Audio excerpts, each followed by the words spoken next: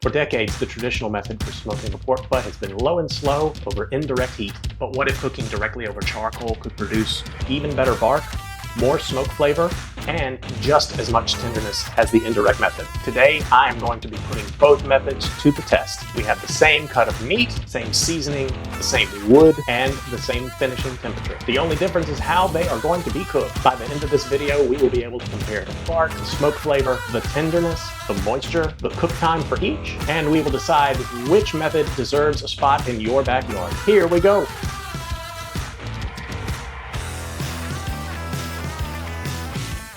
So here we have two pork butts that are roughly the same weight. They're within about a quarter pound of each other.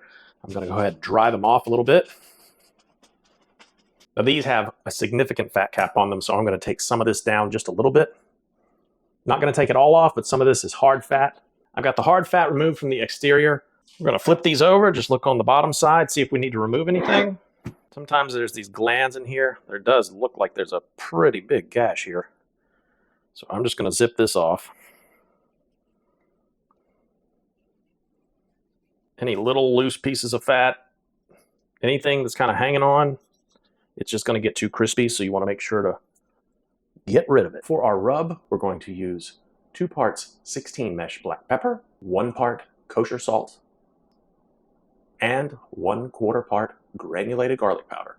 Give it a quick mix, and there you go. Got our dry rub. Just going to start seasoning this up. I'm seasoning these pork butts the night before I'm planned to cook them. So this is going to act as a dry brine. You can do this with a shaker if you choose. You can choose whatever dry rub you want. But since we are going head to head with these, I went simple with the rub. Gonna flip them over, do the top side. Smoked indirect or cooked directly over charcoal. What's your favorite? Leave a comment, let me know. It's a tight squeeze, but I got them on this elevated rack on this tray. It's going to sit in my refrigerator overnight. And before we put them on the cookers tomorrow, we are going to hit it with a second round of seasoning. 1 overnight dry brine later, we are ready for our second round of seasoning. This is not a required step, but because I have it handy, I'm going to use it. This is some sprayable duck fat. I'm going to put just enough on here to make the rub stick that I'm about to put on. First application, a coarse ground black pepper. This is much more coarse than the 16 mesh that we've already used. And the final step in this second round of seasoning, we're going to go with a seasoned salt. I'm using Fiesta's Season All. You can use Lowry's, whatever seasoned salt you like.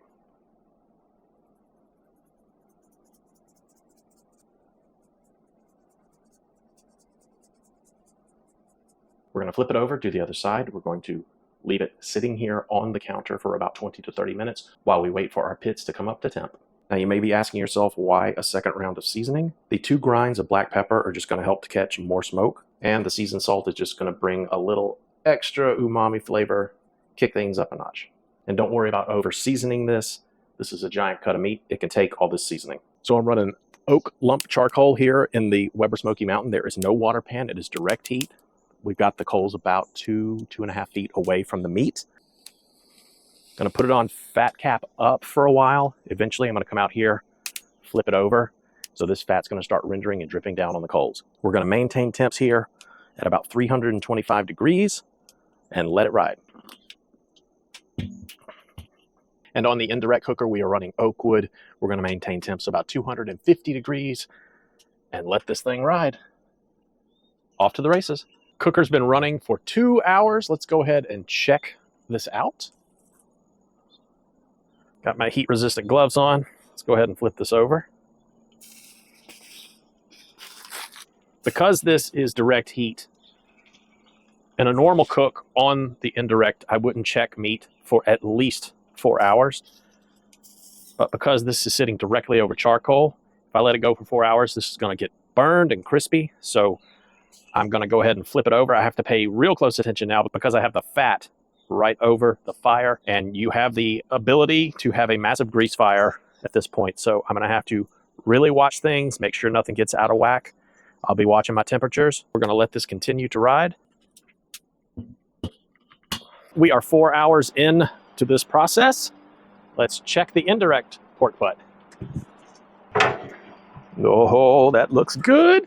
Typically, when I'm running an indirect pork butt, I'm going to let it go 4 hours before I ever open the smoker. I know this is not ready, but it gives me a nice gauge of where I'm sitting. So I'm sitting in the mid 130s at this point. So we are going to close this up and let it continue to ride.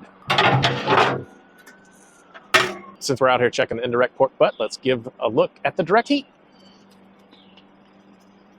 Oh man, I wish there was a way you could smell this. It is out of this world. I've had the fat cap pointed towards the fire for the last few hours, so I'm gonna go ahead and flip it back over.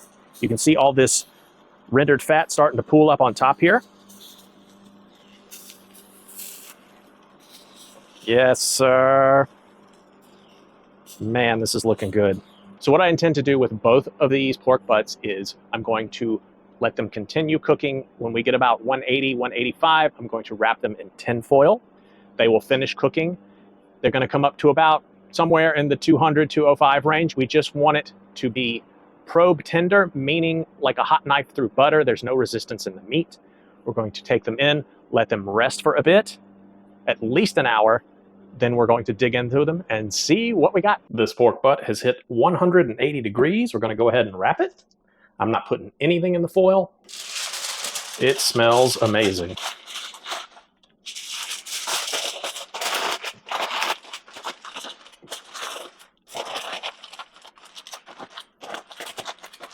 All right, time to wrap the other one. Pork butt number 2, sitting at 180 degrees. Just like the first one, wrapping it up with nothing in the foil.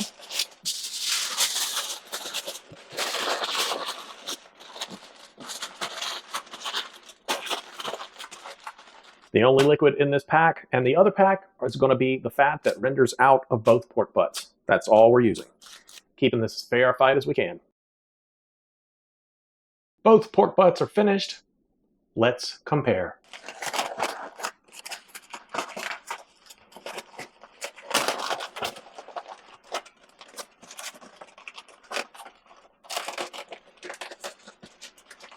Just looking at the bark here, definitely a little different. We've got the indirect pork butt right here. This is the direct heat. Just from looking at it, there's a lot more color here on this bark than we got on the direct heat.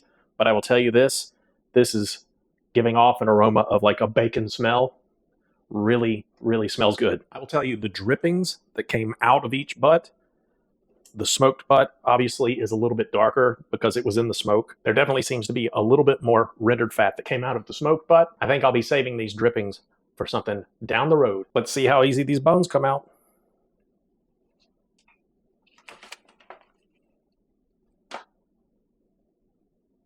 Smoked pork butt, clean as a whistle.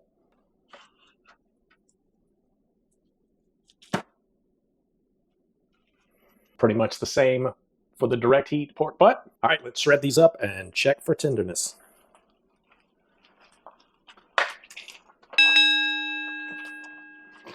Oh, that smells amazing. Whoo!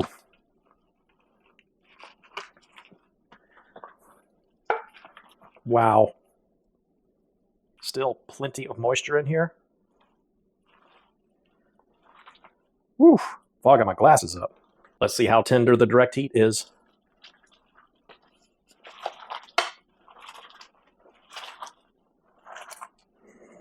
Wow, the aroma coming off of this is something completely different. Wow. This smells so good. Still piping hot. Just comparing the two, you can see there's a decent smoke ring on the smoked butt. This starts to get that kind of charred look to it. Still giving me that bacon smell. It's, wow. I'm going to have to dig into this in a second. Taste test number 1, the smoked pork butt. Got a little bit of the bark, a little bit of that tender interior meat. Let's see what we got. Oh, nice and juicy. Remember, all I put on here was salt, black pepper, and some garlic powder, a little bit of seasoning salt. This is seasoned perfectly. Doing that overnight dry brine, it takes that salt, it dissolves it, it sucks it back down into the meat. This thing is seasoned all the way through. I really don't have any complaints about seasoning. No extra salt or seasoning is required on this. It's very good. All right, here we go. Same thing, got some of the bark, got some of the interior meat. Direct heat pork butt.